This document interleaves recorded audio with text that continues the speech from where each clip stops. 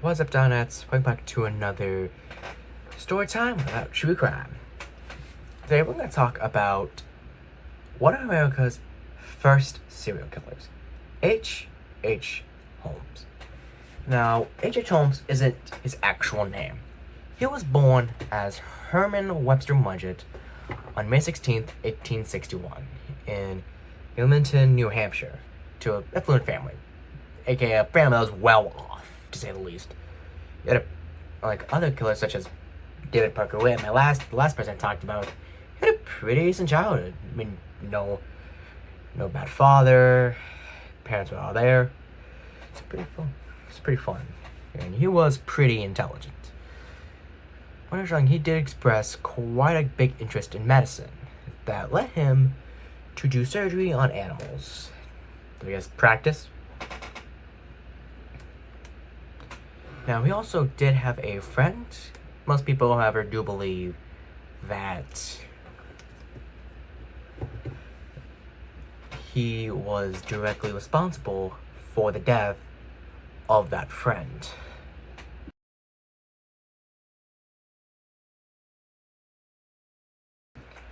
Big thing.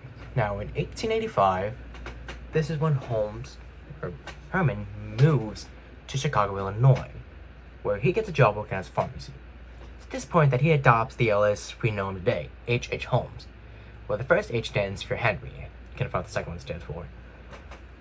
Later, he took over that very same pharmacy, possibly by taking out the actual previous owner. Shortly after he took over the pharmacy, he had a 3-story apartment building constructed. He called this his castle, pretty close by. Now, this castle had numerous passageways that will let him go from one room to the next without being in the lobby. It allowed him to sneak into any room he wanted, to move things in and out as he pleased. And these also led to rooms that he used to take out his victims. There were also many trapdoors and chutes that he used to get the victims to a place where he can dispose of them by just dumping them or burning them. The hotel first opened to the public in 1893.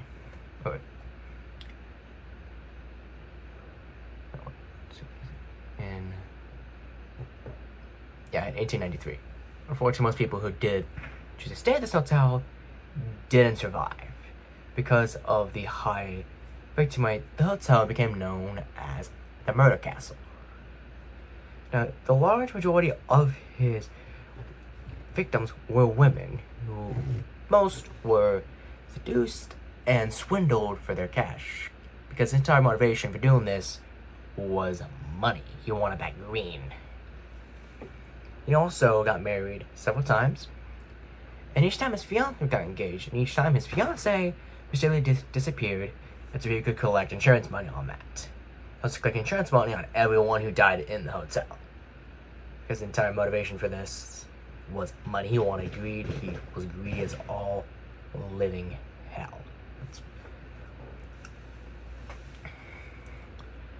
So others were lured under the guise of getting a job at this place, because I imagine he posted good benefits on like the flyers outside saying, "Come here for employment." You go there and you don't leave. It's like the first Roach Hotel. You can check in, but you can't check out.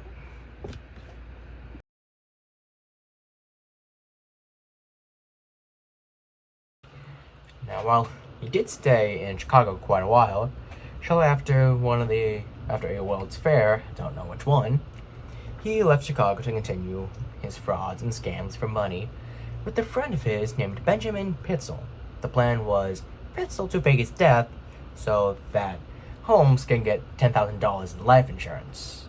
However, before they were able to properly do this scam, he was arrested for a different one. While he was in jail, he told his fellow roommate and notorious outlaw Marion Hedgepath about the scam that he and Pitzel were planning to do. Marion later then helped investigators who were investigators on the case of H.H. Holmes by telling them about this conversation they had. However, they were not able to get to him fast enough before he took out his final victims, which was his friend Benjamin and 3 out of 5 of Benjamin's own kids. He was able to do this because he told Benjamin's wife that Benjamin was still alive and was on the run, and that led him convince her to give him 3 out of their 5 children. I imagine after she learned what happened, she was devastated. Because no parents have to bury their child. It's sad reality. And this lasted for a while. It took weeks. He kept outrunning police, but eventually he was caught in November of 1894. While he was in custody, he told police numerous stories. He later admitted to killing at least 27 people. He was convicted in 1895. Holmes tried to appeal his case several times, but lost. It was estimated that he took the lives of around 20 to 200 people. He was hung on May 7, 1896. Not for any of those deaths, but for the murder of Benjamin Pitzel, because that was the only they had any actual evidence for. His body is buried in Philadelphia. He died at roughly 34 years old. Because of his actions inspired quite a few books and documentaries on him. Because, like I said in the video, he was one of, if not the first American serial killers. And he had no reason to do what he did. No bad childhood, nothing. He just did it because he wanted to. And he was greedy. Anyway, he did get one nickname. It was the Beast of Chicago. That's another nickname he had besides his infamous murder castle, which I think was destroyed. I don't know when, but I believe it was destroyed.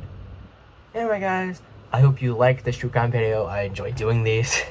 It's actually sort of dark, but I like it. I like doing it. So until then, see you on the next one, and goodbye.